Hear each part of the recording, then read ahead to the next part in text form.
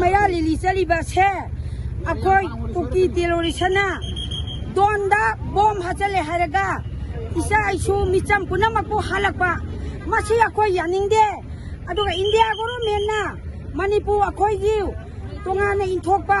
अदुगा Moina अखोईबु हानबा लालोंग छिलकपा मसी यानिंगदे मणिपुर से अखोई कनगनी अदुना अखोईगी इसा आइसु लानगाइबा पुनमकसे मोइना फादना खुलाई फादना कोइतान तानदना फारिबसे अखोई यानिंगदे हाइबगिदमकता अखोई चचरिबा लिलिनी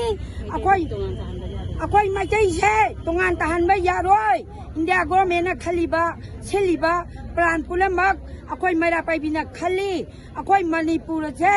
अखोई कनगनी।